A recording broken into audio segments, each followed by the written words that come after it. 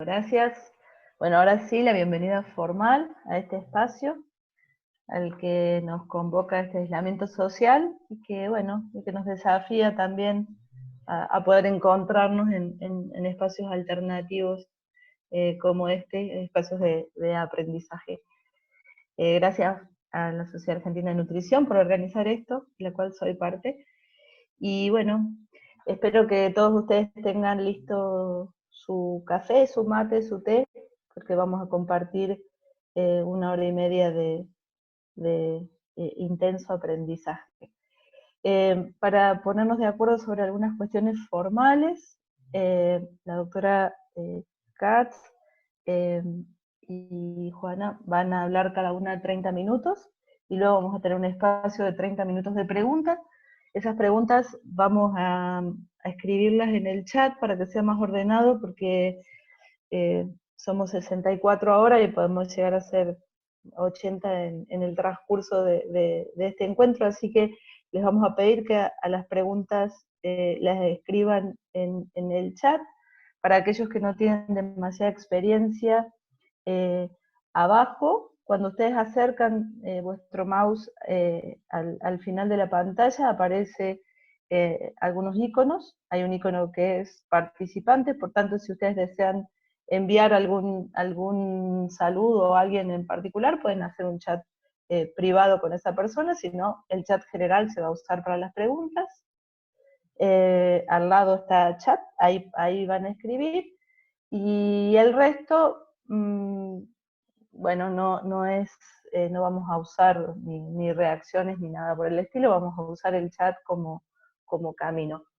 Esta reunión voy a comenzar contándoles que el doctor Torrente no pudo estar por una cuestión de salud, no vinculada a la pandemia, sino por una cuestión de salud que le impedía. Hasta último momento el doctor intentó, así que le agradecemos muchísimo a Juana que hizo el esfuerzo en 2 días estar compartiendo este espacio con la doctora Katz. Nuestro encuentro se llama De hambres y saciedades, una mirada neurocognitiva y comportamental.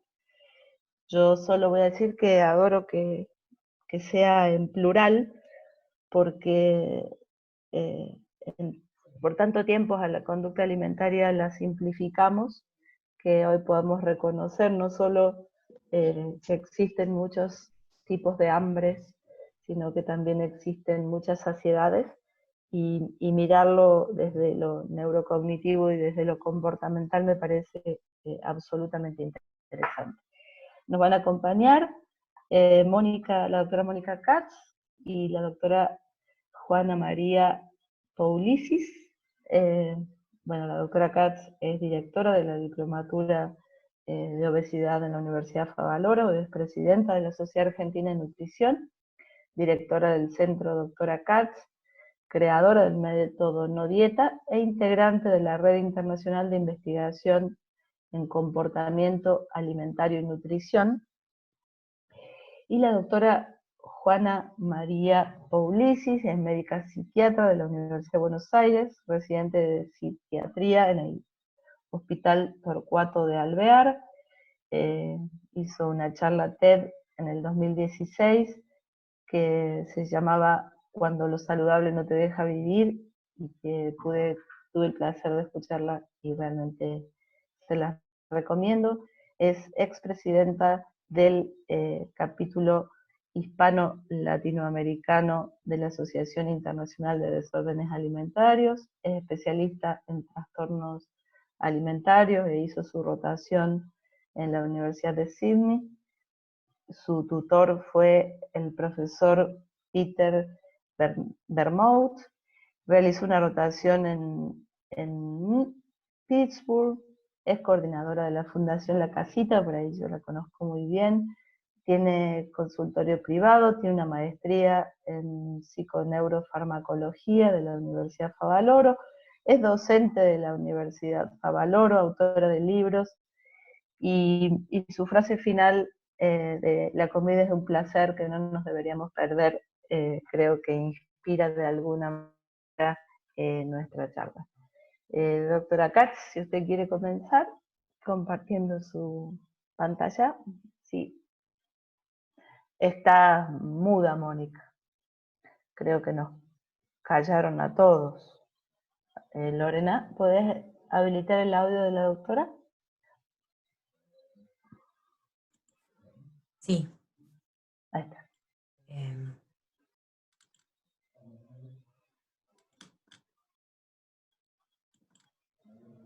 Ella. A ver si yo se lo puedo habilitar. Ahí está. ¿Ahora estamos? Ahora estamos. ¿Me escuchan? Sí, perfecto. Bien. Bueno, vamos a ver, lo que les pido a Sandra es que me ayude a manejar los tiempos. Vamos a ver un poco qué hay detrás de la saciedad, o de las saciedades, como quise titularlo, porque no hay una sola, y vamos a recorrer un montón de puntos que después Sandra seguramente va a organizar, de qué manera ver, de poder interactuar con todos ustedes y las dudas o aportes que tengan para hacer. En principio quiero contarles que cuando hablamos de comportamiento alimentario tenemos que pensar en un sistema social que nos rodea, que es el mercado, es el marketing, es la cultura, es la cuarentena, todo aquello que nos condiciona el comer, el comportamiento comer. Pero frente a este entorno social tenemos un sistema homeostático energético, tenemos un sistema, si queremos llamarlo a los fines pedagógicos, un sistema de emociones y estrés, un sistema de recompensa y placer, y un sistema de funciones ejecutivas. Todos juntos, redundantemente, condicionan si como o no como, cuánto como, cómo como, dónde como, con quién, y en qué lugar, ¿sí? Así que vamos a mirarlo desde este lugar, ¿no? Desde un lugar de complejidad que a los fines pedagógicos lo he deconstruido. Y también vamos a empezar definiendo qué es cada cosa, porque seguramente hay gente que no está en el tema, y entonces, así como el hambre, que es lo que va a tratar Juana en un rato, o los hambres son diversos, nosotros vamos a ver que del hambre nosotros pasamos al apetito, que es más hedónico, y a la saciedad. Pero fíjense que lo que quiero compartir... Mónica, perdón, no sé si ya habilitaste tu presentación. Sí. No la estamos viendo la carpeta. Mirá vos. Volvé a... abrila y pone modo presentación. Está en modo presentación, qué raro. Entonces... Espera. Ahí está abierta. ¿La estás viendo vos? Sí. Nosotros no. No, nosotros no. Probá Alt-Tab, apretar Alt y hacer Tab. No, dice que está en pausa la función compartir. Acá está. Mira, estaba en pausa. Gracias por avisarme, porque no... Pensé que estabas haciendo una introducción sin presentación, entonces... Mira vos, bueno. Qué lindo. ¿Está en pausa? ¿Por qué está en pausa? Deja de compartir la pantalla y volvé a compartirla. ¿De arriba? Sí, estoy dejando. Perfecto, vuelve a hacerlo, a ver.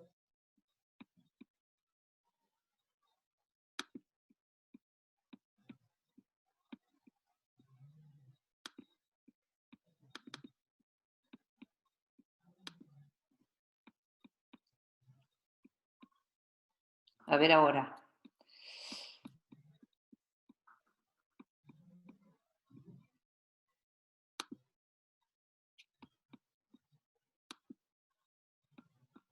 ¿Vos me ves ahora? No. No. Nos estamos viendo nosotros. Qué lindo. No importa, mándamela por mail y yo te la abro desde acá. Creo que yo puedo compartir pantalla. Espera.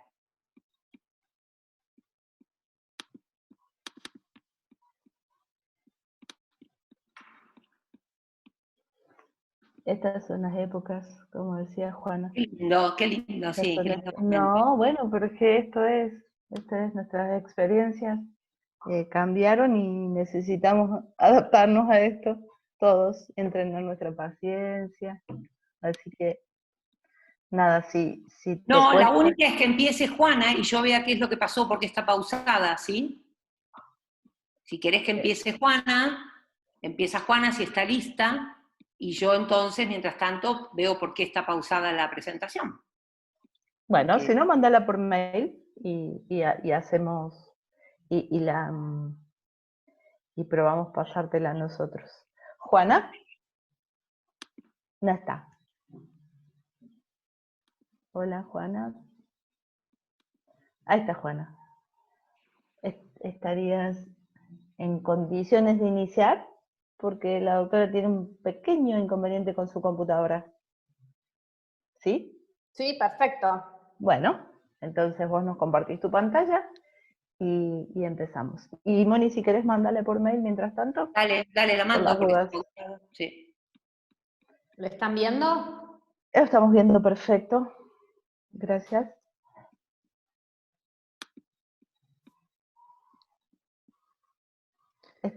Estamos. Bueno, primero quiero agradecerles la invitación.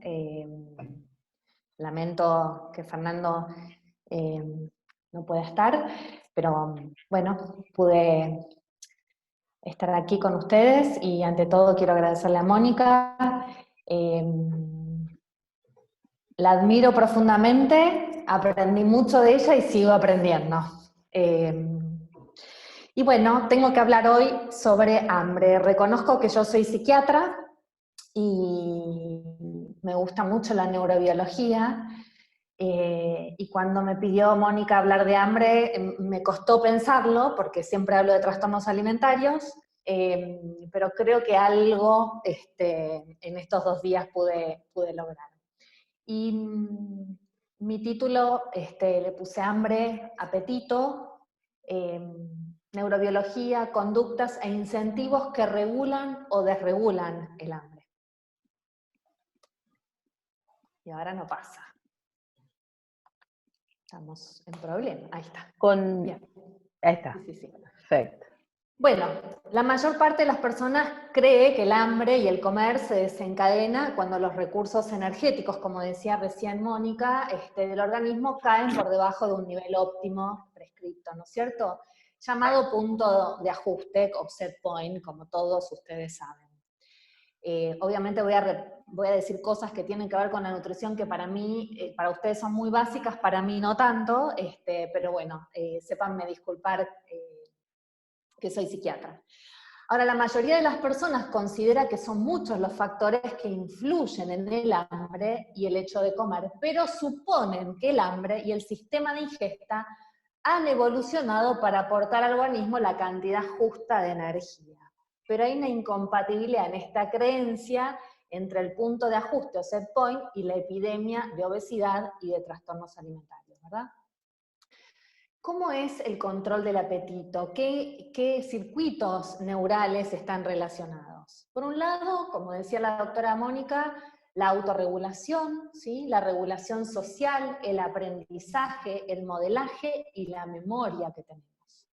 Por otro lado, el aspecto hedónico del alimento y, por supuesto, la regulación homeostática, ¿sí? Las cuales integran todas las señales periféricas de consumición de comida y almacenamiento de energía junto con el sistema de control central del apetito. ¿Cuáles son los mecanismos implicados en el refuerzo? ¿Por qué sentimos placer? ¿Sí? ¿Por qué sentimos placer al comer? ¿Y por qué nos da hambre? El circuito cerebral de refuerzo incluye el área tegmental ventral, que es ese circuito que maneja la dopamina, que es el que nosotros tenemos la posibilidad de decir, qué rico cuando comemos algo, ¿sí? Proyecta el núcleo accumbens, ¿sí? Que es el que tiene el pico dopaminérgico, y cuando el área tegmental ventral es activado por estímulos ambientales, como por ejemplo pasar por una panadería, ¿sí? Que es muy reforzador, se libera dopamina y genera la motivación necesaria para ir a consumir y recibir esta recompensa. Entonces, tenemos acá el circuito de refuerzo, ¿sí? Que es el que identifica y evalúa los estímulos reforzantes o emocionalmente significativos. Por otro lado tenemos el control inhibitorio, ¿sí? Que tiene que ver con el que nos pone stop, ¿sí? Corteza prefrontal, la inhibición conductual, la planificación y la toma de decisiones, que por ejemplo en las personas con trastorno alimentario, por ejemplo restrictivo, este área va a estar muy hiperactiva. Por otro lado tenemos los circuitos de regulación emocional, ¿sí? Que van a influir en nuestra posibilidad de tener hambre o no. Nosotros en este momento, por ejemplo, estamos viviendo una situación difícil, ¿sí? En donde muchos de nosotros sentimos miedo, sentimos preocupación, ¿sí? Entonces nuestra amígdala, que es la que regula nuestras emociones, especialmente el miedo, va a estar más activada, y esto va a generar en algunas personas situaciones de mayor hambre o situaciones de menor apetito. Y por otro lado tenemos el circuito de saliencia, que evalúa las claves interoceptivas, ¿sí? De nuestro cuerpo: el gusto, el hambre, la saciedad y el dolor, ¿sí? E integra las claves con los procesos motivacionales. La ínsula es la estación central de todo lo que nos pasa en el cuerpo, y es quien nos hace sentir ese hambre o esa saciedad. Entonces vamos a tener un balance, ¿sí? Muy finito en las personas, que tiene que ver con la inhibición y la recompensa, ¿sí? El circuito límbico, que es el que nos da placer, el que evalúa el refuerzo, el que genera la respuesta afectiva, ¿sí? La emoción. Y tenemos el circuito del control cognitivo, que es el que monitorea los conflictos, es el que toma decisiones, ¿sí? El que planifica. Por ejemplo, el que planificó en toda esta situación difícil, bueno, voy a copiar comida, y demás. Y acá tenemos las vías neurales que están implicadas en la señal del gusto. El gusto es muy importante en el hambre, ¿sí? Y también tiene que ver con nuestro aprendizaje. Entonces la lengua es quien va a recibir el primer input sensorial. La ínsula es que les decía que va a integrar la información del sabor, la homeostasis y la motivación. La corteza prefrontal, que va a ser quien va a valorar y va a generar el aprendizaje del incentivo. Y después vamos a tener a la amígdala, que nos va a decir si lo vamos a hacer o no lo vamos a hacer, si lo vamos a comer o no lo vamos a comer, y el estriado, que nos da el movimiento. En este modelo, ¿sí? Tenemos como la asociación entre lo que es el cerebro y la conducta hacia, por ejemplo, la aparición de la hambre, ¿sí? Entonces, podemos tener conductas alimentarias adaptativas o desadaptativas, y que tienen que ver también con rasgos psicológicos, ¿sí? Y por otro lado vamos a tener estas áreas límbicas, las frontoestriatales y las dorsales, que van a generar el aprendizaje del miedo de determinados alimentos o no, el procesamiento de la recompensa, el control cognitivo y el aprendizaje de hábitos. Ahora, tenemos problemas en la teoría del ajuste del set point sobre el hambre y la ingesta de alimentos, porque ya que son insuficientes, porque no reconocen la gran influencia que ejercen sobre el hambre y la ingesta otros factores, como decía Mónica, el sabor, el aprendizaje y los factores sociales, ¿no es cierto? Entonces el hambre no tiene que ver con lo que necesita solamente el cuerpo energéticamente. Imaginémonos que olemos algo rico, un sabor, un plato favorito, un chocolate, un helado, unas papas fritas con rabas, ¿sí? En la playa, y empezamos a sentir un poco de hambre, ¿no es cierto? Aunque tal vez nuestro cuerpo esté en situación de plenitud. Entonces se desarrolla un enfoque teórico alternativo, que es el de la teoría del incentivo positivo, ¿sí? Y acá tenemos a Pavlov, ¿no? Que nos ha marcado mucho en nuestra forma de pensar, y pensamos en los factores que determinan qué, cuándo y cuánto comemos, ¿sí? Entonces, Weingarten, que es un médico científico, investigó en el 83, aportó un sólido apoyo sobre la idea de que el hambre suele deberse a la expectativa de alimentos y no a una disminución de energía. Y miren qué interesante, se los voy a leer. El estudio aportó un sólido apoyo de que el hambre suele deberse a la expectativa de alimentos, no a una disminución de energía. Durante la fase de condicionamiento en uno de sus experimentos, proporcionó a las ratas 6 comidas diarias a intervalos irregulares, no regulares, irregulares, advirtiendo el inminente suministro de comida mediante un estímulo de luz y zumbido. Este procedimiento de condicionamiento se mantuvo durante 11 días. A lo largo de la siguiente fase del experimento, la comida siempre estaba disponible. Pese al hecho de que nunca se privó de alimento a los sujetos durante la fase de prueba, las ratas empezaron a comer cada vez que se presentaba el zumbido y la luz, aunque hubieran acabado de comer recientemente. Este es un modelo, ¿sí? Desde el 2016 este artículo, pero es muy interesante, en donde ellos comparan el estado energético del cuerpo con una bañera, ¿sí? Y a una sartén, a lo que le vamos dando al tubo digestivo.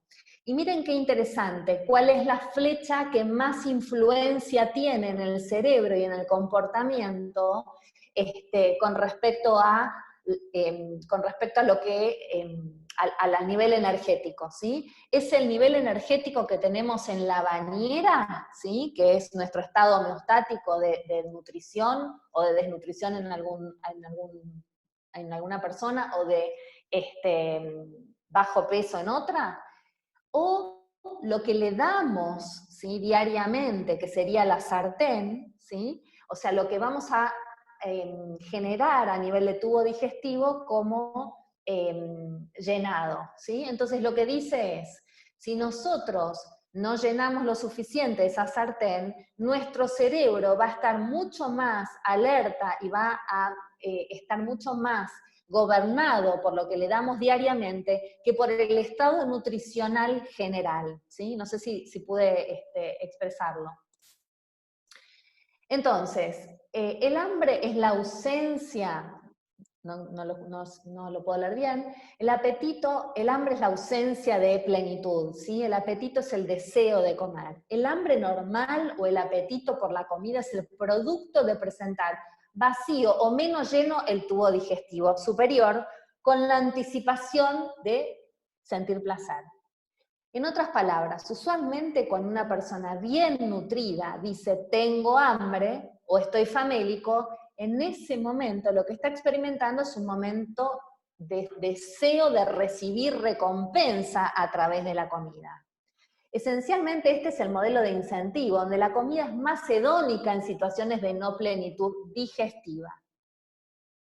En la vida cotidiana, la aproximación del horario de comer, ¿sí? Actúa como un recordatorio de placer de comer y usualmente coincide con un estómago más vacío, aunque el ofrecimiento o la oferta fuera de horario puede también desencadenar comer, ya que raramente estamos demasiado llenos. O sea, en esto que pregonamos todo el tiempo del comer eating by the clock, el comer al reloj y demás, vemos que a pesar de estar llenos, si hay ofrecimiento de comida, el hambre va a aparecer o las ganas de comer van a aparecer.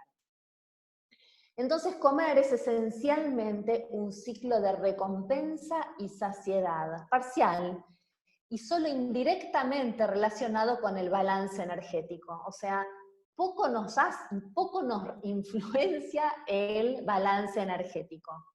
Esa comida intermitente sirve para recargar las reservas energéticas, o sea, ese desayuno, ese almuerzo, la colación, la merienda y la cena, nos sirve para recargar las reservas energéticas. Entonces, la realidad es que estamos casi siempre listos para comer si la oportunidad aparece. Esto es una macana, ¿verdad? Y la verdadera hambre debería ser lo que se siente cuando el total de energía de reserva se encuentra deplecionada. ¿Se acuerdan de esa bañera? O sea, esa bañera vacía, pero eso no sucede salvo que estemos en una situación de extrema desnutrición.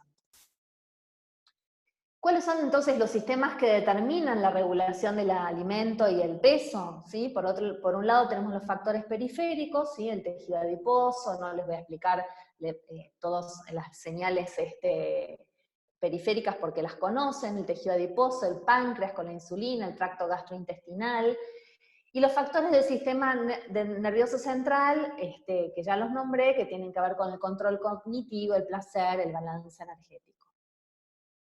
Ahora, el hambre está definida como la necesidad urgente, ¿sí? Es interesante porque algunos papers decían, el hambre es el craving, ¿sí?, del alimento. La evidencia muestra que tanto los mecanismos homeostáticos como los cognitivos promueven la sensación de hambre, o sea, tanto lo homeostático como lo cognitivo. El diálogo que se da entre el mecanismo homeostático y el cerebro es quien regula la conducta alimentaria finalmente, ¿sí? Como ejemplo de neuropéptido regulatorio tenemos a la grelina, que realmente tiene un papel muy importante, que impacta en el sistema nervioso central para promover la anticipación de comida, el comedero hedónico y la motivación hacia la comida. Está claro que múltiples son los procesos fisiológicos que controlan la secreción de grelina en el tracto gastrointestinal. Por ejemplo, esos pacientes que van a consumir marihuana, ¿sí?, van a generar una secreción de grelina generando mucho apetito, ¿sí? Esto como un ejemplo exógeno, ¿verdad? Por otro lado, por ejemplo, ya se los voy a mostrar el artículo, el estudio, que es muy interesante, como por ejemplo todo este tema de moda, al cual no acuerdo demasiado, del ayuno intermitente, hay un artículo que habla del ejercicio y qué pasa cuando las personas hacen ejercicio y después del ejercicio realizan una ingesta o no la realizan. ¿Qué pasa la mañana siguiente? Cuando la realizan, los neuropéptidos que tienen que ver con el hambre están disminuidos y no hay una voracidad, no hay craving hacia la comida. Y las personas que hicieron ejercicio y no hicieron una alimentación posterior, lo que van a generar es mayor conciencia del estado de alimentación, o sea, van a tener más craving alimentario, y por otro lado también van a tener los neuropéptidos específicos de orexigénicos aumentados, ¿sí? Después se los muestro porque es del 2020.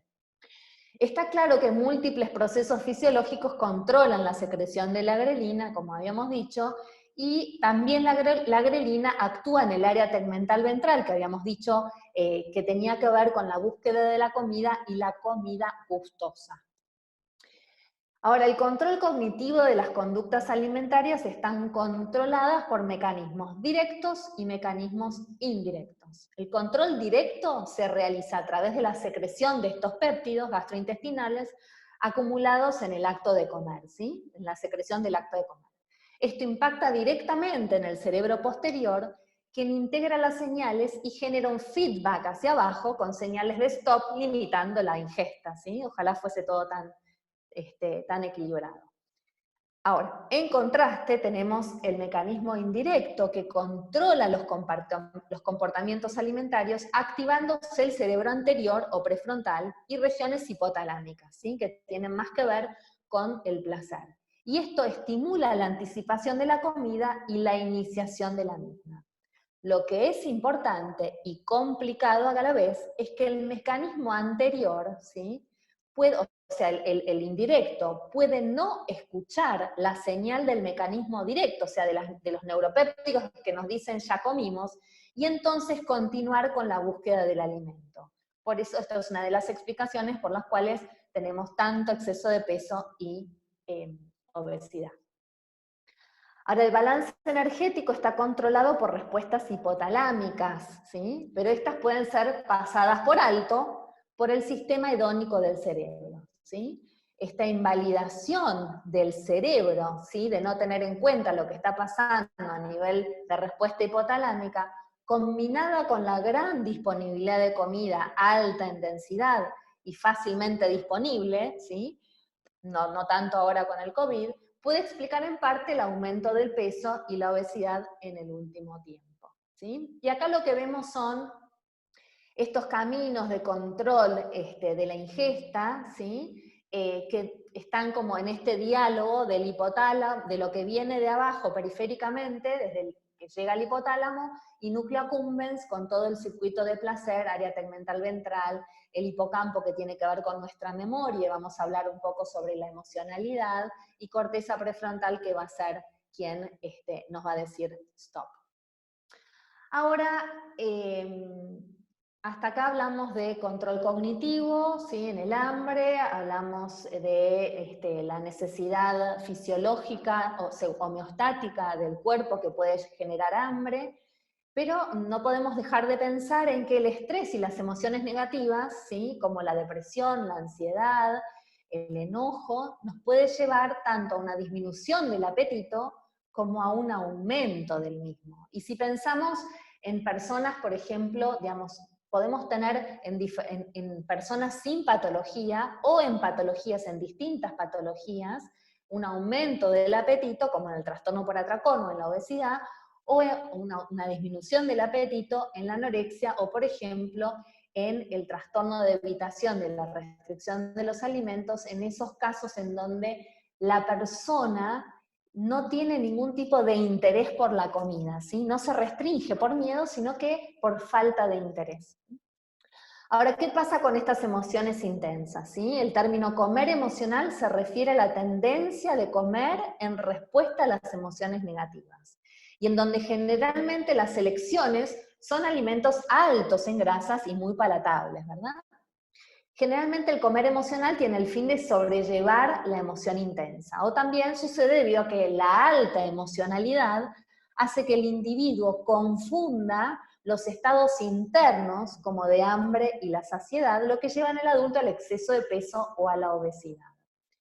En este review, también del 2020, donde dice Emotional Eating and Obesity in Adults, The Role of Depression, Sleep and Genes, lo que muestra es que uno de los mecanismos del comer emocional es un mecanismo conductual ligado a la depresión y a la ansiedad. O sea que muchos de estos pacientes con comer emocional van a tener, aunque sea subumbral, síntomas de depresión o síntomas de ansiedad, los cuales vamos a tener que tratar. Por otro lado, la relevancia de la duración del sueño nocturno, ¿sí? Los pacientes con alimentación emocional van a tener en general de la mano alteraciones en el sueño, o insomnio, o poco sueño, o sueño entrecortado, mostrando que la combinación de comida emocional, la alimentación emocional y pocas horas de sueño genera aumento de peso. Y por otro lado, sugieren que los genes, ¿sí?, pueden influir en el peso corporal a través del comer emocional, ¿sí?, y de otras conductas alimentarias, por ejemplo. O sea, gracias a los estudios que se están haciendo a nivel genético, el GWAS, que en varias patologías se está haciendo, se están conociendo las alteraciones genéticas que se presentan en este tipo de pacientes. Ahora, miren qué interesante, los mismos sistemas que contribuyen a la regulación emocional son los mismos sistemas que contribuyen a la regulación del apetito, ¿sí? O sea, regulación emocional y control de los impulsos, ¿sí? Entonces, por eso también tenemos que tener muy en cuenta todo lo que es emocionalidad cuando hablamos de hambre. Las emociones presentan multifacéticos fenómenos que involucran cambios en 3 dominios, ¿sí? La experiencia subjetiva de la emoción, la comportamental y la fisiológica. La figura que voy a mostrar próximamente nos muestra cómo la influencia de las emociones negativas en el comer depende de por lo menos 3 factores. La característica de la emoción, el tipo de individuo y la situación en la que está. Una alta intensidad o una alta excitación por la emoción, o sea, alta intensidad emocional, por ejemplo, mucho miedo, mucho enojo, ¿sí?, lo que tiende a hacer es suprimir el apetito, ¿sí? No tenemos hambre. Ahora, en contraste, en emociones más negativas, pero moderadas, ¿sí? Más crónicas, podemos tener disminución o también, que es lo más frecuente, el incremento de la necesidad de ingesta compulsiva, dependiendo también de la situación. Por ejemplo, si hay mucha disponibilidad de comida, ¿sí? Que esto es algo que está pasando ahora. Mucha gente hizo acopio de comida, entonces frente a la emocionalidad que ya se está alargando, entonces hay una emoción continua de malestar, de preocupación, de miedo, un poco de enojo, entonces eso lleva a un comer más emocional. Ahora, no se sabe las razones por las cuales cada individuo responde diferente, pero hay varios mecanismos que podrían dar respuesta como experiencias negativas en la niñez, ¿sí? Al comer emocional, tener un modelaje en donde cuando, por ejemplo, yo era chiquito, me daban para calmarme un pedazo de pan, tener estrés crónico o un eje hipotálamo hipofisario adrenal alterado muy frecuente en situaciones en donde se presenta un estrés postraumático, ¿sí? Acá tenemos el gráfico en donde el afecto negativo de las emociones va a depender de las características de la emoción, si es intensa, si es alta, moderada, ¿sí? Si suprimimos o no suprimimos el comer debido a la emoción, las variedades del individuo, las variedades psicológicas, los factores biológicos que aprendió, ¿sí? Y por otro lado, dependiendo de la situación, ¿sí? Si el paciente, si la persona va a preferir algo más palatable, si alto en grasas, ¿sí? Y si también hay posibilidad de conseguir esa comida. Esta es una escala muy interesante que hicieron los pacientes, que hicieron en Holanda, ¿sí? En donde miden cómo funciona la emocionalidad en las personas, ¿sí? Entonces, por ejemplo, preguntan si uno tiene deseo de comer cuando olemos comida, si hay deseo de comer cuando estamos deprimidos, cuando nos sentimos solos, cuando estamos con otros, si comemos menos después de comer mucho, ¿sí? Si nos restringimos, si comemos más porque estamos preocupados. Es una muy linda escala y está en español. El comer emocional no solo se experimenta como un intento de regular y mejorar, perdón que hay algunas palabras que no están bien escritas, pero fue el apuro, y mejorar en lo inmediato el momento negativo, así como una forma de regulación emocional, sino que también puede estar generado por una falta de conciencia interoceptiva, ¿sí? Que está caracterizada por un déficit de sensibilidad corporal, ¿sí? Como yo les había dicho, la ínsula en muchas personas está alterada y hace que no tenga esa persona una conciencia interoceptiva del cuerpo, ¿sí? Una sensibilidad corporal. Entonces pierden las sensaciones de hambre, de saciedad, se confunden y esto genera también comer emocional. Entonces Ana, una pobre... Sí. Te quedan 5 minutos. Voy a seguir pasando. Entonces esta es una escala muy interesante, muy linda para hacer con las personas, cuando tendrían que comer, ¿sí? 1 serían muy hambrientos, 10 serían muy llenos.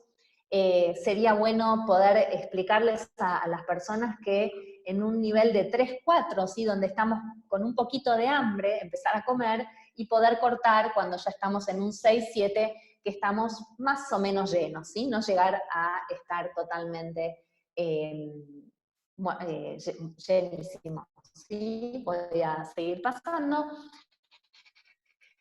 En este estudio es súper interesante cómo se muestra la diferencia del comer hedónico en las mujeres con respecto a los hombres, que la mujer tiene mucho más influencia, un hombre y una mujer en fasting, hambrientos, ¿sí? Y le presentamos comidas palatables, comidas gustosas, ambos van a tener necesidad de comer.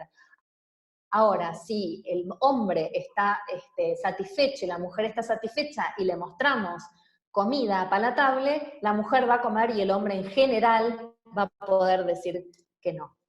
Este es el estudio que les contaba de qué pasa con el hambre y el ejercicio cuando comemos posteriormente. O sea, lo que yo quiero mostrarles es que muchas conductas pueden calmar ese hambre o exacerbarla, ¿sí? Voy a pasar. Entonces, normalmente el hambre aumenta el valor de la comida y la motivación para comer. Esto nos lo ha enseñado mucho Mónica. Una de las cosas que también quiero contarles es, Mónica lo había empezado a contar, es las alteraciones en la neurocognición que tienen determinadas personas y que ayudan o no ayudan a la posibilidad de regular el apetito, ¿sí? Si yo tengo impulsividad, si yo tengo un sesgo cognitivo continuo, por ejemplo, si yo tengo hambre, normalmente las personas con hambre, aunque no tengan una patología, voy a ir al supermercado, voy a tener el sesgo cognitivo hacia la papa frita, hacia el chocolate, ¿sí? O sea, mi atención, que eso significa el sesgo cognitivo, va a estar dada por los alimentos más palatables. Y esto va a incrementar mi sensación de hambre. Este es el artículo que les contaba de la... Vamos a pasar, si no, no vamos a llegar. Entonces, ¿qué recomiendo yo frente a situaciones de hambre, de no saciedad, de emocionalidad intensa como las que estamos hablando, ¿sí? Es practicar con los pacientes o con las personas, porque hoy la verdad es que lo debemos practicar con todos, habilidades de regulación emocional, habilidades de tolerancia al malestar, aceptación radical de donde estamos. Por ejemplo, hoy no podemos modificar la situación en la que estamos y esto nos genera mucho enojo, y el enojo nos puede generar mucha hambre, ¿sí? Mucha desregulación emocional, ¿sí? Y en algunos casos esto a mí me interesa mucho. De hecho estuve en San Diego ahora haciendo un curso, por eso estoy hace más tiempo en cuarentena. Generar terapias basadas en los rasgos de las personas, ¿sí? Y hacer terapias basadas en rasgos va a hacer que también el apetito de la persona pueda ser regulada para más o para menos, según la necesidad de la persona. También tenemos tratamientos neurocognitivos para regulación del hambre, para regulación de estos sesgos cognitivos, ¿sí? Y bueno, la realidad es que tenemos mucho por investigar, muchas preguntas sin resolver. El estudio de los genes nos va a ayudar muchísimo, las imágenes funcionales y el estudio de la microbiota, que es algo que yo no nombré, en cómo la microbiota también afecta el hambre. Todo esto dará muchas respuestas y esperemos que no falte mucho. Muchas gracias y bueno, ya cuidarse. Gracias, Juana. Muchas gracias. Estamos muy bien de tiempo. Les recuerdo que pueden ir compartiendo sus preguntas en el chat para no olvidarlas. Y yo voy a compartir la presentación de la doctora Katz. Ahí estamos, Moni. No lo puedo creer, ¿eh? En Córdoba funciona mejor que allá en Buenos Aires. En Córdoba funciona mejor de hambres y saciedades. Bueno, gracias Juana, gracias porque sé que en 2 días tuviste que ponerte a tiro con este tema, así que agradezco muchísimo el acompañarnos. Bueno, como les decía antes, si podemos pasar los sistemas que regulan el comportamiento alimentario, ya lo habíamos dicho, tenemos un sistema social y adentro lo que todos creemos, que comemos por hambre, que comemos solamente y paramos cuando paramos de tener hambre, lo homeostático. Pero vamos a ver, y los quiero dejar con la idea de que eso no es cierto. Ya definió Juana esto, qué es hambre, qué es apetito, pero no quiero dejar que miren, bien a la derecha, la náusea es para muchos de nuestros pacientes el final del hambre. Nosotros creemos que hambre y saciedad, la bibliografía, nos muestra siempre que el hambre y la saciedad son como los extremos. En el medio, el apetito, lo hedónico. Pero en realidad la náusea para muchos pacientes es el extremo final de la búsqueda del alimento. Y por supuesto, simplemente como repaso, en la línea de abajo van a ver que tenemos el desayuno, el almuerzo, la merienda, la cena, y en el medio, snacks. y ven dos palabras para los que no están en tema, saciación y saciedad. Saciación, a la derecha. Saciación es parar de comer dentro de una comida. Es intraprandial. En cambio, saciedad es interprandial. La saciedad genera, vamos a ver después, que podamos espaciar una comida y la siguiente. Así que no es lo mismo saciación que saciedad. Y vamos a ver cómo vamos manejando esto. Primero quiero contarles un trabajo que hicimos hace unos años en el centro, en el que vimos que, y acá lo ven en rojo, señalado 2, como las personas que comen porciones grandes o las personas que picotean, fíjense que tienen un índice de masa corporal más alto. Yo sé que esto es lógico, pero no es tan lógico cuando estamos acostumbrando a nuestros pacientes, para no comer y tener saciedad, comer colaciones. Es una recomendación clínica lamentable, muy arraigada en los pacientes, a los que metieron en la cabeza, muchos colegas, yo también lo hacía antes, hace años, coma para no comer, coma colación obligatoria, picotee en el medio de las comidas para no comer. Si bien no es lo mismo y lo dejamos para la discusión, diferencia entre picoteo y colación o snack, pero lo dejamos para las preguntas. La próxima, por favor. Entonces vamos a recorrer 5 tipos de saciedades. La cognitiva, ¿por qué paramos con la cabeza, con la mente, con la decisión? La hedónica, la sensorial, la mecánica y la neuroquímica, que es, bueno, fascinante, pero la más compleja para los humanos. La próxima. La cognitiva. Vamos a empezar a ver cómo paramos desde algunas estrategias y mecanismos, la próxima que Juana nos estuvo introduciendo. Y entonces quiero mostrarles así. A mí me encanta Japón y Corea, y les cuento que les va mejor con el coronavirus porque se saludan así, inclinan la cabeza y el cuerpo, y saben que la flexión que realizan depende de la jerarquía. Se inclinan mucho más cuando hay una jerarquía superior, se inclinan igual, estos dos chicos se ve que se sienten iguales, porque se inclinaron igual. Pero también, vamos a ver en la próxima, cómo las chicas se visten. A ver, fíjense, ¿quién no se vistió alguna vez con algo negro, una camisa blanca y una campera de jean? ¿Qué es esto? Lo mismo que lo que vamos a ver ahora. Por favor. Y hoy también está mucha gente comiendo así. Saludarse en vez de abrazarse y darse 3 besos como en Francia. Saludarse con la inclinación. Vestirse parecido y comer hamburguesas grandes, ¿qué son? ¿Qué tendrá en común el japonés, la chica que se viste igual y la hamburguesa pornográfica? Lo que tienen en conjunto es que son todos normas sociales. Normas sociales de consumo. Normas sociales de consumo. Es decir, que saludarse, vestirse o comer X comida y en porción grande son normas de consumo. Y ya los dejo con algo fundamental. Si hay una norma de consumo que creció, y que creció de la gente para arriba, o que creció como una regulación para abajo, lo que se dice top-down, la podemos cambiar. El gran desafío, van a ver al final de esta charla, ¿qué normas sociales podemos cambiar entre todos? ¿Entre todos nos saludamos con abrazo, con beso los argentinos? Entre todos podemos saludarnos un poquito diferente, por lo menos para cuidarnos desde el punto de vista epidemiológico. La próxima, datos de la UCA del año pasado, de hace 1 año y medio, muestran algo preocupante. ¿Por qué?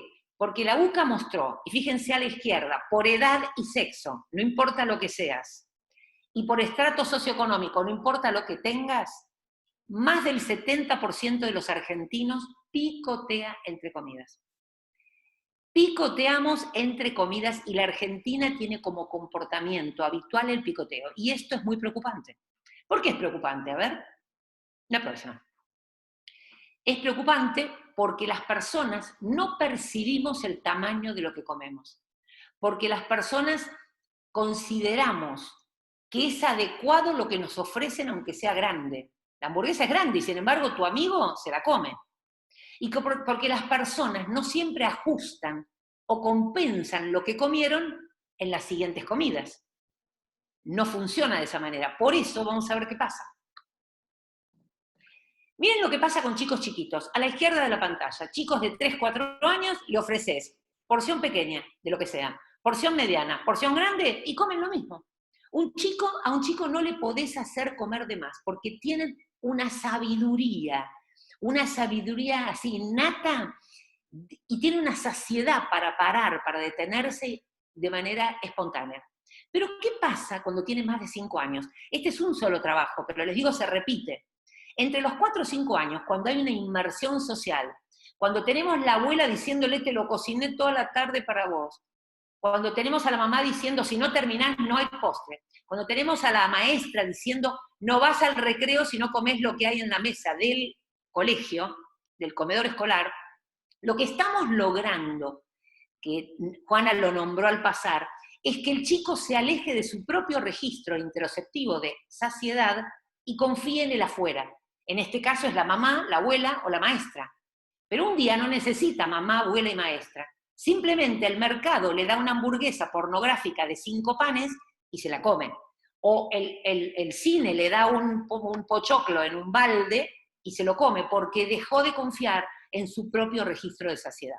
La próxima. Entonces, ¿por qué estamos comiendo de más allá del problema humano? Podríamos desglosarlo en varios de los que les planteo acá, no vamos a tratar todos. Primero hay una pobre percepción del volumen consumido, y acá hay muchísima evidencia. Después hay un tema que el precio guía al humano. Los humanos anclamos en los números, en los precios. Después tenemos un desastre, la política de precios es siempre ventajosa para el tamaño grande. Por otro lado, las normas de consumo, como vimos recién, en este caso de vestirse, saludarse o comer, la norma de consumo es la guía de comportamiento. Por otro lado, la indulgencia es conveniente. ¿Qué quiere decir conveniente? Esta mano te resulta muy fácil.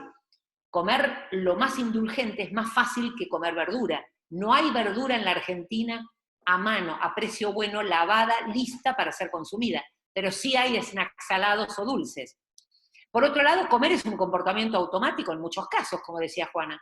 Y por otro lado, no solamente comemos por hambre, tampoco paramos por hambre cuando dejamos de tener hambre, sino que podemos comer por consumo emocional hedónico, y por lo tanto, ¿por qué tendríamos saciedad si no lo comemos por hambre? No lo comemos por falta de energía. Entonces, una última cosa, y tenemos disponibilidad de porciones grandes, pero quiero compartir con ustedes algo que me parece central para la charla mía, que es la que viene, Sandra. Quiero presentarles a un señor al que admiro mucho, Paul Rozin. Paul Rozin es un señor que tiene varios libros del tema de comportamiento alimentario, pero yo quiero compartir con ustedes un concepto que nos va a servir para cambiar el mundo. Nosotros podemos cambiar el mundo si empezamos a mirar por fuera de la caja. El concepto en la bibliografía en inglés lo van a ver como unit bias, o sesgo de unidad. ¿Qué es un sesgo? Es un error sistemático mental humano. No estoy hablando de metodología de la investigación. Entonces, es un sesgo, es un error sistemático cognitivo. Y para resumirle, ¿qué plantea el grupo de Rozin hace rato y lo viene estudiando? Cada vez hay más publicación, que hay una tendencia a comer una unidad de comida, independientemente del tamaño. Es decir, el humano come la unidad, pero vimos antes que la unidad del humano es enorme, no porque nosotros lo hacemos siempre en casa, por el pretexto de la cuarentena, sino porque a veces el mercado nos prepara porciones grandes, y aquí quiero ser totalmente honesta. Tengo colegas que están en desacuerdo de que una empresa comunique que esto es una porción justa de algo. Y se enojan. Dicen que eso no corresponde, que es engañar al consumidor. Yo creo en comunicar que la empresa en base grande, para cumpleaños, para familia grande, y en base pequeño, por unidad, porque hoy hay mucha familia uniparental, porque hoy hay mucha gente sola, no en cuarentena, en la casa. Entonces, que alguien pueda comunicar, esta es una porción para vos, justo, mañana comprate otra, a mí me parece una estrategia que ayuda a la gente, aunque muchos colegas no están de acuerdo. Lo segundo es que las personas, la anterior, Sandra. Por otro lado, las personas consideran que la porción que perciben ellos, que le damos, es la apropiada. Y por otro lado, las porciones influyen en la norma de consumo. Por lo tanto, quiero contarles un experimento que me pareció uno solo para mostrarles en la próxima, cómo podemos usar el concepto de sesgo de unidad prácticamente. A ver si me pueden seguir. En un evento de marketing se hizo la siguiente prueba. A la derecha, arriba. El primer día se le dio el brownie típico en cuadradito, con una nuez arriba avellana, y unas manzanitas muy chiquititas, que acá no hay mucho en Argentina, muy chiquititas, unas negras muy chiquititas, unas oscuras muy chiquititas que no se consiguen mucho. Eso fue el primer día. El segundo día se les dio pedacito de brownie, fraccionado el brownie, y las manzanitas lavadas y fraccionadas en pequeños gajos. Y vamos a ver lo que pasó, cuánto comió la gente. Fíjense abajo, vamos a la izquierda. El primer día, aunque la gente agarraba la manzana entera, miren cuánto comían. 12,7 gramos promedio. Es decir, que no todo el mundo termina su manzana. Sin embargo, cuando fraccionamos la manzana y le damos un nudge, un empujón saludable, y si la fraccionamos, la volvemos conveniente, lo saludable, fíjense que la gente comió 20,4 gramos el segundo día. Al revés, con el brownie, que queremos que coman menos, el primer día, con el brownie estándar de un cuadrado, la gente comía 94 gramos de brownie, se lo comían entero. Pero cuando lo fraccionaban el segundo día y le dan un nudge, un empujón saludable, la gente comía 30 gramos menos. ¿Por qué? Simplemente porque estaba más chiquito. Ahora, ¿cuál es el secreto, dicen ustedes? Por favor. El secreto para que funcione el nudge de la unidad, del sesgo de unidad, es que la porción de comida que sirvamos sea tan grande como para que la gente crea que esa es una unidad adecuada para ellos. Si hacemos muy pequeñito, si nosotros cortáramos el brownie en 6, la gente comería más. Entonces, fíjense qué estrategia fantástica para usar mañana. Si yo quiero que la gente de lo no tan saludable, lo que es calórico, coma menos, lo fracciono. Pero si por el contrario yo quiero que la gente coma más de lo saludable, lo fracciono pequeño, porque como un solo gajo le parece poco, comen más. Espero que lo entiendan, si no, lo volvemos a ver en las preguntas. La próxima. Para que veamos aplicaciones prácticas de los conceptos que voy diciendo. El otro tema interesantísimo es que quiero compartir con ustedes de que el cerebro es una máquina predictiva. Nosotros tenemos preparadas predicciones de lo que se les ocurra, tenemos preparadas predicciones de emociones, predicciones de movimientos, predicciones de memorias. Aunque les parezca mentira, no somos una máquina que prepara en el momento todo. Lo tenemos armadito, tenemos armadas respuestas. Y esta máquina predictiva siempre quiere reducir la incertidumbre. De hecho, por eso tenemos que trabajar la certeza. Y miren este gráfico de Sapolsky, no sé si llegan a ver, yo no lo llego a ver, a la referencia, pero es Sapolsky, no es mío esto.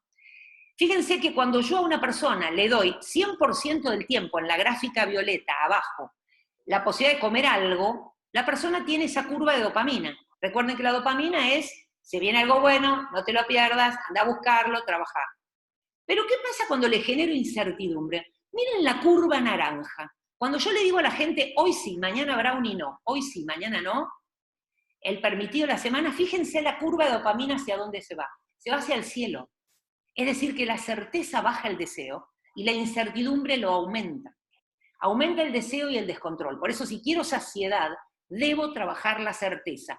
Mañana deberás comer otro brownie. Pero, doctora, ¿está segura? Sí. En recetario, con virome, le pongo como si fuera un medicamento, un antibiótico, un corticoide, un brownie por día. ¿De acuerdo? La próxima.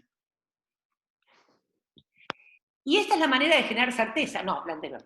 Esta es la manera de generar certeza. Yo puedo a una persona que ya no le gustan los brownies, sino que le gustan las papas fritas, darle todos los días que negociemos papas fritas en la porción justa. Y evitar el atracón de papa frita por la incertidumbre de cuándo volveré a tener la posibilidad de comer papas fritas que me encantan. Es decir, que podemos ayudarle al paciente a reaprender a comer manejando un nivel hedónico, pero a través de la certeza. Si yo a un paciente le digo, tenés que comer un cono de papa frita todos los días, pruébenlo, les puedo asegurar, porque hay enorme evidencia, que el paciente al día 10 dice, querría un cono de pochoclo, porque funciona la certeza. La próxima. Vamos a lo hedónico, ¿sí? Vamos a lo hedónico. Yo sé que algunos de ustedes lo manejan, la dopamina dijimos que es una sustancia que tiene que ver, no es la única, vamos a ver en un ratito nomás, pero es una sustancia que tiene que ver con la búsqueda, con el deseo y el trabajo y el esfuerzo de procurarme algo. Pero cuando en comportamientos de dirección flexible, ¿lo hago o no lo hago? Entonces funciona básicamente con recompensas naturales, comer, beber, reproducirse o divertirse un rato, pero también funciona con recompensas construidas por la cultura. El cigarrillo, la cocaína, la marihuana, la anfetamina, el trabajo, el dinero, el juego y la tecnología, los hemos inventado. Es decir, que el agua, el alimento y el sexo y el sueño y el amigo existían antes de la cocaína, el juego, la tecnología, el celular. Digo porque hay mucho colega que anda diciendo que la comida es adictiva, como un fármaco o como una droga dura. Y la verdad que primero en el mundo, en la Tierra, existió el hombre, la mujer, el género que quieras, y existieron agua, alimento, sexo, sueño, espontáneamente. Lo demás lo hemos construido. ¿Por qué digo esto? Porque la dopamina lo que hace frente a todo esto es hacerte buscarlo, porque son comportamientos flexibles. Y esto es lo que tenemos que compartir con el paciente. No estás destinado a comerte todo, no estás destinado a tomar ese remedio, no estás destinado a seguir jugando, si bien no es el terreno de hoy. Pero siempre saber que en realidad la dopamina lo que hace es decirte se viene algo que es bueno, vas a obtener recompensa, no te lo pierdas. La próxima. En este momento quiero compartir con ustedes algo interesante. El sexo le gana a la comida, me pareció un momento interesante para compartirlo con ustedes. En la cara de Sandra dice que está de acuerdo. Para que vean ustedes, reforzar lo anterior y entender, Juana también se está riendo, a esta altura ya pienso que están un poquito cansados, ¿no? Digo, el sexo es mejor que la comida, y lo que está diciendo es que quizás en este momento podemos empezar a pensar que la dopamina y el placer son necesarios para lo que sea, pero son el camino y la señal que tenemos para buscar lo que necesitamos, aunque no lo querramos. Juana hablaba de la ínsula. Una persona con anorexia nerviosa tiene disfunción de la ínsula. No va a buscar comida, pero nosotros sabemos como terapeutas o médicos que necesitamos que esa persona coma. Entonces el organismo lo que hace es darle dopamina para que busque el alimento.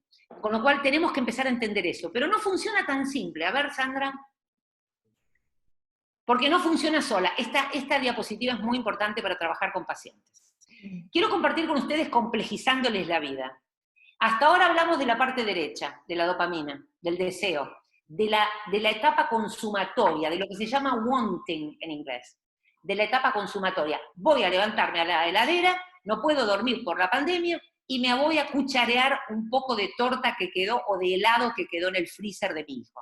¿Está? ¿Pero funciona sola la dopamina? No. La dopamina te hace trabajar, te hace levantar, te hace moverte. Pero hay otro neurotransmisor que nadie se acuerda, nadie lo nombra, que son los opioides. Los opioides intervienen en la primera parte de una conducta placentera, que es en la preferencia anticipatoria, en lo que se llama el liking. Prefiero, me gusta esta galletita, me gusta este helado que dejó mi hijo en el freezer. Es decir, que para que alguien lo agarre, lo consuma, lo prepare, lo desfrice, lo coma, primero tuvo que preferirlo y recordarlo. Prefiero esto. Me gusta la carne, no la chura. Me gusta el salmón, no la carne. Me gusta el vegetal, no como carne. Es decir, que la persona recuerda, tiene memorias de preferencia.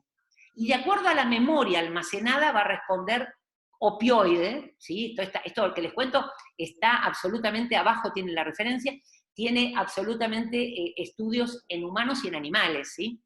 Estos nichos en el núcleo accumbens. No, a la anterior, por favor. Entonces tenemos una preferencia anticipatoria, que es el liking, me gusta algo, pero puedo preferir algo y no comerlo. Tu paciente puede preferir algo y no hacer nada para obtenerlo, que es la parte dopaminérgica, no opioide. Entonces quiero contarles siempre, para usar con el paciente, que entre estímulo y acción está la libertad. Entre estímulo y acción el paciente tiene su libertad, siempre, y la posibilidad de ver qué hace con eso. Y este es un mensaje central cuando queremos hablar de saciedad, de stop. Puedo preferir algo y no hacerlo, y al revés. Puedo no preferir algo y hacerlo, como le pasa mucho a adicto. Ya no prefiere lo que la lo que la droga le hace, sin embargo lo sigue buscando. Por eso creo que es importante que ustedes tengan clara la disociación entre preferir algo y buscarlo y consumirlo. Ahora sí, Sandra. No puedo dejar de mechar que existe en el mercado un fármaco, en realidad es una mezcla, una combinación de fármacos que intervienen en lo hedónico, ¿sí? Así que es una opción que tienen de fármaco. La próxima. Sensorial. Vamos a meternos en un área, no sé cómo estoy de tiempo, Sandra. Muy bien, Moni. Estamos bien. Quiero contarles que la palatabilidad... 10 minutos. Perfecto. La palatabilidad, que es lo que antes les nombró Juana, tiene que ver con lo organoléptico, textura, cremosidad, olor, color, aroma, y eso le otorga un valor hedónico al alimento. La próxima. Y hay varios gustos que hoy se consideran primarios, quiero compartir con ustedes, porque hoy se considera que hay gusto grasa. Y les cuento que está codificado hay uno más. Está codificado el receptor, los receptores de todo esto. El umami es el sello de lo delicioso, el salado de minerales, el amargo de los tóxicos en general, el dulce es energía y el ácido son minerales también. Pero les quiero mostrar, no me voy a detener, no se asusten, en la próxima diapositiva van a ver que no solamente se ha decodificado los genes de los receptores a lo que les dije, sino que hoy hay un receptor a calcio, hay un receptor a agua y hay receptores de almidones, que se han propuesto recientemente y se están estudiando en este momento. Muy interesante. ¿Y por qué es interesante? Porque los receptores gustativos están en boca, orales se llaman, pero también, vamos a ver la próxima, los mismos extraorales.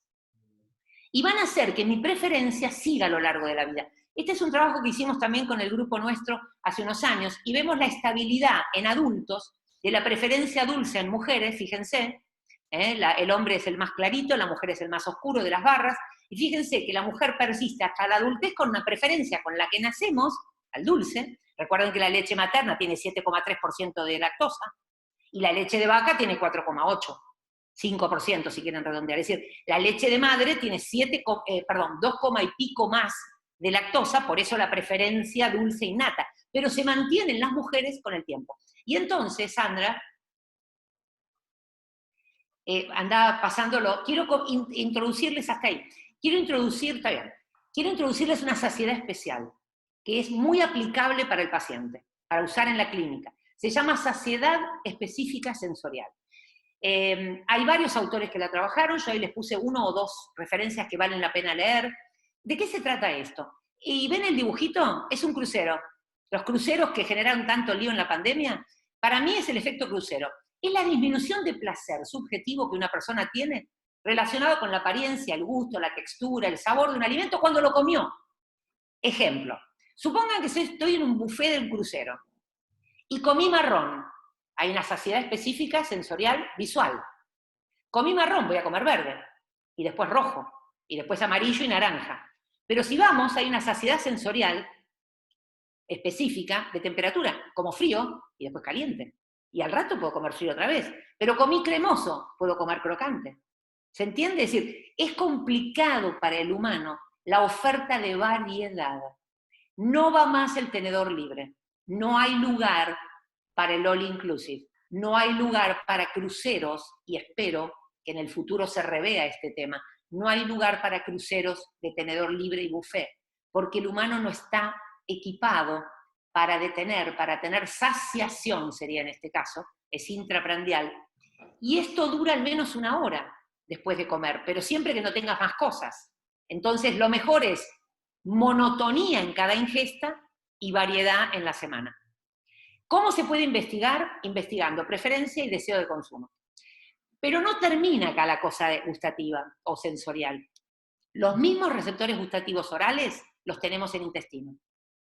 Y también tenemos los péptidos que tenemos en intestino, las incretinas las tenemos en boca. Miren esto, los receptores gustativos los tenemos en intestino. Y a la vez, las incretinas del intestino con sus receptores se han descubierto en papilas gustativas. Es decir, que lo de intestino lo tenemos en boca y lo de boca en intestino. Y esto quiere decir que tenemos que empezar a trabajar en la complejidad. y que esto recién empieza, y que fármacos, por ejemplo, que tengan efectos sobre péptido IIII en saliva, van a tener efectos sobre peso corporal por efecto en saliva, pero en boca, pero también en intestino. La próxima. Bueno, este es simplemente para mostrar un ejemplo. El receptor de amargo en boca importa, pero en intestino mucho más, porque se va a unir a la célula intestinal, neuroendocrina, va a liberar colecistoquinina, la colecistoquinina se va a unir a su receptor 2 en el enterocito y va a dar finalmente saciedad a nivel central por vía vagal. Quiere decir que la saciedad neuroquímica, o gustativa en este caso, perdón, gustativa, tiene que ver con una correlación total de receptores y ligandos que están en boca y extraorales. Y estos están conjugados, combinados, para que realmente podamos tener una saciación y una saciedad muy eficaz, que no estamos utilizando. La próxima. Digo, usemos amargos. Saciedad mecánica, si no me mata Sandra. Saciedad mecánica. Bien, saciedad mecánica. Por favor. Importante, procesamiento oral. A mayor procesamiento oral de la matriz alimentaria, para deglutirla, mayor saciedad y saciación. La próxima. Es decir, que es muy importante el procesamiento oral. Pero ¿qué pasa con la olfacción? Nosotros tenemos dos olfacciones. La amarilla es la ortonasal, cuando inspiramos. Pero ¿qué pasa cuando comemos y las sustancias volátiles, lipídicas, suben otra vez a la nariz, al epitelio olfatorio? Eso se llama olfacción retronasal. A mayor olfacción retronasal, por procesamiento oral o porque el alimento libera aromas, mayor saciación. La próxima. Saciación hablamos, no saciedad. Estómago. Estómago. Vamos a ver qué pasa con un sólido y un líquido que entra al estómago y cómo logramos la saciedad. El estómago tiene 3 regiones anatómicas, 2 funcionales. Fíjense, fondo, cuerpo, antro. Son anatómicas, pero funcionalmente tenemos 2 sectores. La próxima. Cuando entra sólido y líquido, fíjense, la curva de los sólidos es lenta y los líquidos es rápida. Tengamos en cuenta que el estómago se va a distender, pero cuando hay líquidos más que sólidos, el vaciado va a ser rápido. ¿Qué pasa cuando hay, la próxima? ¿Qué pasa cuando hay solo líquidos? Anda pasándolas. El vaciamiento es exponencial. A mayor volumen, más rápido sale el líquido. Pero interesante, si es hipertónico, mucha sal, si es muy ácido, por ejemplo, cuando tenemos bebidas carbonatadas, soda, o gaseosas con gas, si es rico en nutriente, grasa, o si es volumen muy alto, el vaciado va a ser diferente. Y por último, los hidratos de carbono hasta 10% se comportan como agua pura, muy interesante para deportistas. Los hidratos de carbono, es decir, bebidas con hasta 10% de hidrato de carbono, se comportan como agua común, aunque tenga calorías, en términos de vaciamiento gástrico, no en términos de calorías, por supuesto. La próxima. Importante por eso, muy interesante, que un paciente tome 1 o 2 vasos de agua antes de las comidas, forma un globo en el techo gástrico por un tiempo, como si fuera un globo de los que se usan en cirugía bariátrica o en estrategias bariátricas. Por supuesto que el globo se va a eliminar, pero se va a eliminar lento si el líquido tiene gas, o si tiene un poco de acidez, ¿de acuerdo? Esto tiene mucha evidencia. Yo les traje una sola referencia a Dennis, para que la lean, pero básicamente hay mucha investigación que el líquido previo a la comida da saciedad mecánica. La próxima. Nos falta poco. ¿Qué pasa con un sólido? Importante, lo único que quiero dejarles dicho es que el volumen vacío del estómago es de 50 mililitros, pero que puede estirarse a 4 litros. Por eso un obeso que come mucha lechuga, digo para la recomendación tradicional nutricional, que yo la hacía, un solo bife, pero verdura todo lo que quiera. No, verdura todo lo que quiera tiene un mega estómago, con una capacitancia que después no va a lograr la saciación ni la saciedad. Importante, para salir un sólido tiene que tener menos de 1 o 2 milímetros, si no, no sale. Y mínimamente un sólido está media hora en estómago. La próxima. La última, saciedad neuroquímica. Por favor. Esta es la más compleja. Durante un tiempo se pensó que lo que importaba es qué macronutriente comía, proteína, grasa, etc. Hoy se sabe que dado todo lo que dijo Juana y lo que vengo diciendo yo, la saciación y la saciedad dependiente de macronutrientes no alcanza. ¿Por qué? Porque el valor predictivo que tiene queda diluido frente a las emociones, lo cognitivo y todo el resto que estuvimos viendo. Así que olvidémonos este mito de que pongo mucha de algo y eso solo va a funcionar. Yo le puedo dar mucha saciación con proteína a un paciente, pero si tiene hambre emocional o hedónico va a seguir comiendo. La próxima. Entonces, ¿importa la densidad energética? Sí, claro que importa, con lo cual a menor cantidad de calorías en mucho volumen me sirve para el paciente, ¿sí? La próxima. ¿Qué más tengo que tener? Y bueno, básicamente incretinas. Una vez que ingresa el alimento, se van liberando incretinas y esto, la próxima, va generando en diferentes lugares del tubo digestivo diferentes incretinas. Menos la grelina, todas las demás son anorexígenas. Todas las demás. CCK, enterostatina, polipéptido pancreático, amilina, oxintomodulina, GLP-1, todas van a cerebro, vamos a ver la próxima, a cerebro, donde van a armar 2 vías y van a decir basta, saciación y saciedad. Vamos a ver quiénes. La próxima. Ven que van a cerebro y a nivel de arcuato, no tenemos tiempo para esto, un poco lo dijo Juana, van a decir saciación, saciedad. ¿Y cómo funciona esto? Acá tenemos el arcuato, quiero mostrarles que existe el arcuato, yo por eso cada tanto muestro una microfotografía electrónica para mostrarles que la POMP, las neuronas saciógenas, estas tan importantes existen, son las verdes. Pero quiero compartir con ustedes, la próxima, quiero compartir con ustedes cómo funcionan las incretinas. Fíjense, cuando miramos la grelina es la que dispara el hambre, es el rojo que aparece primero, ¿ven? Pero ya para tener saciación funcionan la CCK, la insulina y la amilina. Y para la saciedad, es decir, para que yo espere a comer más tiempo, ya funcionan el GLP-1, que lo tenemos, inyectable en la Argentina, el péptido II y la oxintomodulina, que todavía no los tenemos en Argentina, pero sí tenemos GLP-1 inyectable. Entonces, tengamos claro que podemos obtener esto. Dale, sí, por favor. Y que los agonistas de GLP-1, por favor, la próxima, los agonistas de GLP-1 no solamente van a dar saciedad neuroquímica, sino que van a dar saciedad hedónica, y esto es fascinante. Yo tengo un inyectable que el paciente lo recibe cada día o una vez por semana, esto existe en el mundo y acá, para diabéticos y no diabéticos con obesidad, siempre bajo receta, por supuesto, y no solamente voy a lograr una saciedad neuroquímica, incretinas, sino que además va a interactuar con zonas relacionadas con recompensa y placer, y mi paciente tiene la doble posibilidad de parar, de tener saciedad. No solamente homeostática, sino hedónica. La próxima.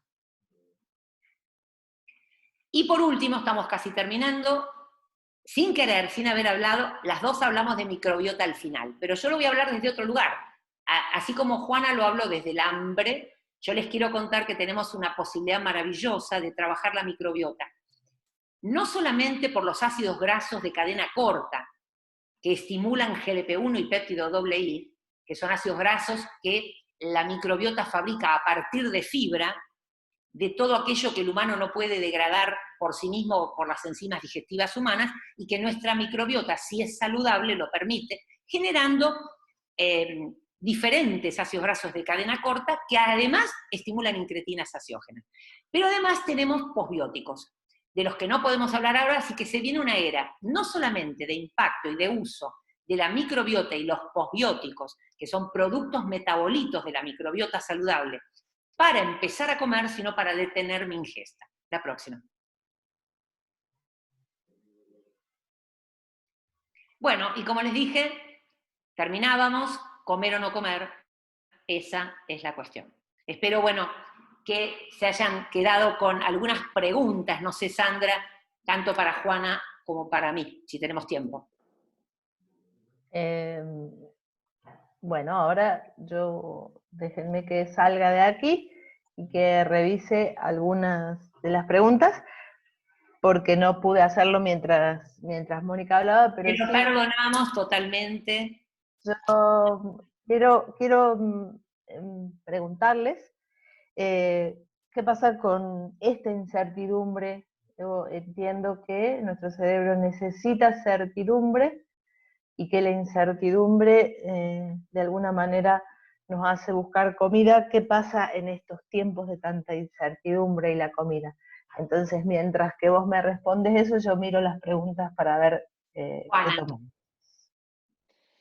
Bueno, es cierto, estamos viviendo en una situación de absoluta incertidumbre, como decía Mónica, el cerebro no tolera vivir en incertidumbre. Entonces, algo que le tenemos que dar son certezas. ¿Cómo manejamos certezas en casa? El eating by the clock, el comer al reloj, es una forma de tener certeza, ¿sí? El regular las comidas es una forma de tener certeza.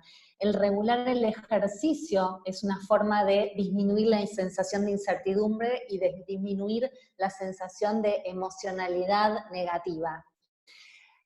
Digamos, tener redes sociales, ¿sí? Tener estos encuentros, por ejemplo, yo hoy me siento absolutamente acompañada, ¿sí? Estoy como en una fiesta realmente. Esto disminuye la sensación de incertidumbre de que no estamos solos, ¿sí? Por eso hablar con la familia, hablar con los amigos, realmente vía pantalla, no el teléfono o el WhatsApp, ¿sí? Generar situaciones de pequeños momentos de respiración, ¿sí? Lo podemos hacer a nivel familiar, eso disminuye los niveles de incertidumbre del cerebro, o los podemos hacer solos, ¿sí? Yo hoy realmente tenía una situación de mucho estrés e incertidumbre, con todo esto, en la pandemia y bla, bla, bla, y haciendo la charla, entonces realmente practiqué muchos momentos de 5 minutos en donde hice estiramiento, hice respiraciones, ¿sí? Para bajar mis niveles de estrés. Y por supuesto, como decía en la charla, el tema del sueño, ¿sí? Todos estamos con alteraciones en el sueño, aunque seamos prolijos, aunque apaguemos las pantallas, la preocupación está generando pesadillas, insomnio fragmentado o insomnio de conciliación. Entonces también generar situaciones previas al dormir de calma, de respiración, son todas situaciones conductuales que van a hacer a la calma. Gracias, Juana. Perdón, perdón que chusmeé, estuve mirando una pregunta de Ana Capelletti, de Anita. Perdón, pero bueno, como ella es la secretaria de la SAN, tiene poder. Ana tiene poder, ¿viste? Es privilegio.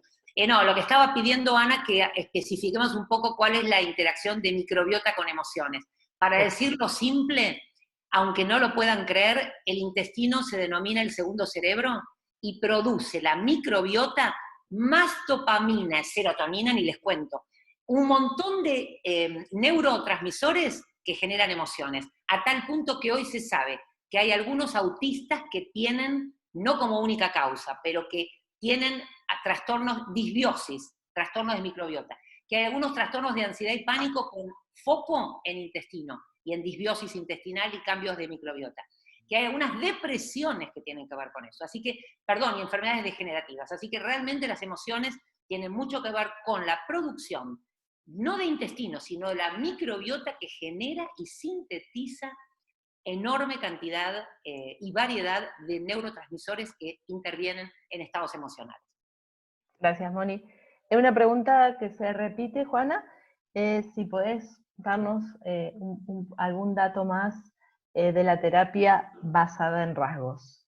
Sí. Esa pregunta se repite. Sí, con gusto, en algún otro momento les puedo dar una pequeña charla sobre este tema, porque es muy interesante. La terapia basada en rasgos justamente lo que habla es que cada persona, cada paciente, específicamente el entrenamiento que yo hice fue de trastornos alimentarios, va a tener determinados rasgos cognitivos que van a hacer a la conducta, ¿sí? y que no van a ser modificables. Entonces lo que ellos hacen es trabajar esos rasgos para tener conductas negativas, ¿sí? Debido al rasgo, por ejemplo, la intolerancia a la incertidumbre, por ejemplo, el harm avoidance, la dificultad para enfrentarse a situaciones difíciles, la dificultad para poder cambiar en el set shifting, en cuestiones de cambio de alternancia, ¿sí? O de obsesividad, rigidez. Entonces, la terapia basada en rasgos lo que hace, o por ejemplo, el hecho de no tener sensación de hambre, ¿sí? Es trabajar con esas conductas desde el rasgo, ¿sí? Es una cosa muy interesante Vos sabés que, Juana, nosotros hemos desarrollado, mira, no sabía que estabas haciendo eso, nosotros desarrollamos una encuesta, les ofrezco al que quiera, la encuesta está disponible y validada en la Argentina español, a todos los que están escuchando, con la doctora Vanessa Anger desarrollamos un cuestionario para detectar fenotipos comportamentales alimentarios. Así que es parecido, lo que pasa es que lo nuestro es solamente para tipificar tu paciente y trabajar aprovechando lo que el paciente tiene como rasgo fenotípico, no genotipo, fenotípico. Exacto. Y los fenotipos comportamentales te permiten trabajar más orientado, no ir a ciegas, sino atacar o aprovechar a favor, como sea, el rasgo del paciente. Así que les digo, están invitados a hacer un multicéntrico y a solicitar esta encuesta porque es muy sencilla, se contesta en línea y la verdad que realmente los resultados son buenos. Moni, ¿qué pasa, dice alguien, cuando todos los sentidos se estimulan desde un alimento, desde una porción, por ejemplo, algunas galletas que tienen características bastante particulares? Bueno, mira, en principio, en honor al tiempo, yo quería hablar de todas las saciedades, como verán es complejo y quería dejarles esta idea de complejidad, para que no se queden con la idea que nos enseñan en la facultad, que bueno, comés, tenés energía, tenés ATP, no comes más, ¿no? Esta cosa tan primitiva que todos estudiamos. Y no pude explicar que en realidad la percepción sensorial es multisensorial y holística. Es decir, cuando nosotros estamos oliendo, en realidad estamos viendo y estamos percibiendo texturas de una matriz alimentaria particular, y esto nos evoca una memoria de lo percibido y del placer obtenido la otra vez con esta comida. Con lo cual la percepción es holística, y nos queda la memoria guardada, y nos queda guardado donde dijo Juana, porque hoy se considera la corteza integrativa sensorial primaria la corteza de la ínsula, el lóbulo de la ínsula. Por eso es que en personas con anorexia hay compromiso, no solo desde otros aspectos y funciones de la ínsula, sino de que no tienen la integración para desear eso que están percibiendo con los sentidos, ¿sí? Así que básicamente, ¿qué pasa cuando tenemos todos los sentidos en un alimento? Para decirlo corto, es duro lo que voy a decir, pero lo voy a decir. Yo creo que los que fabrican alimentos, y estoy hablando no solamente de la industria, sino el cocinero gourmet, sabe más y utiliza más lo que sabe del impacto sensorial de los alimentos para que comamos que nosotros los profesionales y agentes de la salud. Es nuestro compromiso entender que tenemos que aprender sensorialidad alimentaria para trabajar en contrafuerza, así como digo, tenemos derecho a la porción justa cada día de placer, así deberíamos entrenar a los pacientes. Por ejemplo, les doy un solo ejemplo, que Sandra se refería a eso seguro. Hay una galletita, no voy a decir marca, porque ni siquiera es de origen argentino, que tiene lo que se llama contraste dinámico. Contraste dinámico. El contraste dinámico es lo que dice la palabra. Es lo más que podés diseñar como cocinero o como industria de alimentos para que la cosa sea opuesta. Fíjense, es una galleta, la van a reconocer, que es negra y blanca, es crocante y cremosa, es dulce y salada dentro de la cremita. Y cuando la parto, se parte rápido, porque podría ser crocante, pero no degradarse rápidamente y requerir mucho procesamiento oral. No. Un helado tiene un contraste dinámico impresionante. Es un sólido o una crema, en realidad es una emulsión, para los que saben de alimentos, es una emulsión que queda en 2 segundos líquida. Lo mismo un chocolate. Un chocolate es un sólido, y a 36 grados y medio se funde. El contraste dinámico enamora a la gente. Ahora, de ahí a decir que por eso es adictivo, es otra cosa. Ahí sería para otra charla. ¿Puedo aportar? Sí, claro. David Katz, que creo que debe ser pariente tuyo, porque... Primo lejano, sí. Primo lejano. Dice en esto de cuando un alimento tiene demasiados ingredientes, como en realidad nuestro hipotálamo lo que sensa es nutrientes, colapsa este concepto que vos compartías de la saciedad sensorial específica, porque, y podría ser, dice él, que sea el hipotálamo el que estimula la sobreingesta para tratar de decodificar qué nutriente hay empaquetado en ese alimento tan complejo. Y bueno, por eso es que, de alguna manera, hoy tenemos todo un área de estudio, pero básicamente la recomendación para mañana para el consultorio es monotonía en cada ingesta y variedad, porque necesitamos 60 nutrientes cada día empaquetados en diferentes alimentos. Entonces, de alguna manera, nos cuesta decodificar en algo complejo, ¿sí? Mónica, María Teresa dice, me interesa incluir los significados inconscientes de las elecciones alimentarias. Bueno, yo no sé si es María Teresa la que yo conozco, María. Sí, es María Teresa. Es La que María. vos conocés, Bueno, que allí está. nosotros no nos dedicamos a esto porque esto era básicamente mirarlo desde la mirada, y así se llamaba, neurocognitiva, ¿sí? Por eso se llamaba de hambres y saciedades. Recuerden que estaba Fernando Torrente y el abordaje era neurocognitivo. Pero esto no quiere decir que no haya algo simbólico. Los humanos somos los únicos que comemos nutrientes y sentidos. Y me hace acordar esta pregunta de María a una charla TED que di hace unos años, y digo, ¿cómo empiezo esta charla, no?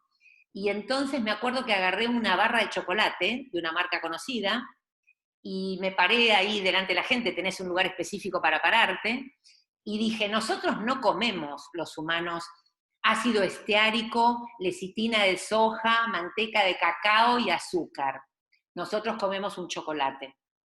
Y este chocolate tiene significado simbólico porque la primera vez me lo dio la abuelita, porque cociné con la abuela una torta con este chocolate, porque mi abuelito, esto es verdad, me llevaba a comer submarino en un lugar del centro, de plena capital, cerca del obelisco, y había una leche caliente, y yo sumergía la barrita y se derretía y se ponía negra, contraste dinámico. Con lo cual, claro que lo simbólico importa, y por eso cuando estamos mal, buscamos abuela, buscamos abuelo, buscamos infancia, recreo, y en este momento de pandemia, de encierro obligado, es probable que nuestro paciente busque eso. No busca el alimento, lo que busca es abuela, madre, recreo, fiesta, cumpleaños, recreo de colegio, o kiosco de colegio, no por el kiosco, sino porque era la fiesta cuando salías del colegio. Bueno, yo no sé si hay preguntas muy interesantes de verdad, pero estamos en 21:37, en tiempo extra, así que creo que agradecerles muchísimo a todos la presencia y respeto, las preguntas maravillosas que hicieron, y bueno, creo que estos espacios tienen que darse más seguido para que podamos debatir. Y la verdad es que capaz que en cuarentena se puede y en otros momentos no, así que de alguna manera algunas cosas buenas nos está trayendo este aislamiento social. Gracias a las dos y gracias a la Sociedad Argentina de Nutrición, a la secretaria que hizo un gran esfuerzo Lorena. para que todo esto esté bien, a Eva también. Eva López, la vicepresidenta, que está por ahí ayudando. Así está, muchas gracias. Acá estoy, gracias. Nos encontramos. Acá estoy yo. Cuídense mucho. Gracias. Cuídense mucho, quédense en casa y sigamos pensando estos espacios. Gracias a todos.